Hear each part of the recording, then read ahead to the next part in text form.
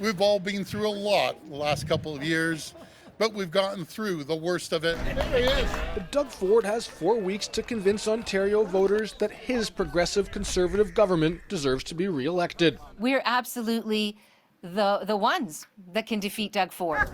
Andrea Horvath launched the NDP's campaign today in Toronto and is leading the party into her 4th election as leader. The choice is clear. The choice is yours, but the choice is clear. And Liberal leader Stephen Del Duca Can I shake hands with you? heads a party that was not only defeated in the last election, but lost its official party status.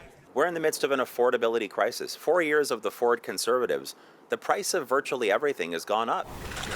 Many thought this election would be a referendum on Ford's handling of the pandemic, but the rising cost of gas, food, and housing has emerged as the key issue. With the cost of everything going up, except for people's wages, they're not going up.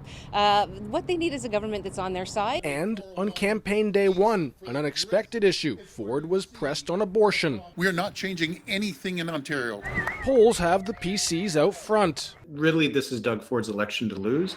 In his pre-election budget, Ford promised billions in new spending, aiming to position his party in the center. He does undercut a little bit of the NDP and the Liberals because for the PCs, they can say that we spent all of this money during the pandemic and will continue to be there for you, kind of echoing some of the language that we hear from Justin Trudeau and the federal Liberals. Ford had a turbulent first 2 years in office, but mostly gained voter approval for his management of the pandemic. I don't know if I'd be voting for him, but, I'm surprised. Let's just say that he did as good as he did.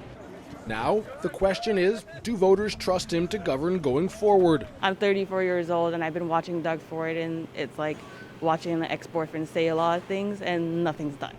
Ontario heads to the polls June 2nd. Jamie Strachan, CBC News, Toronto.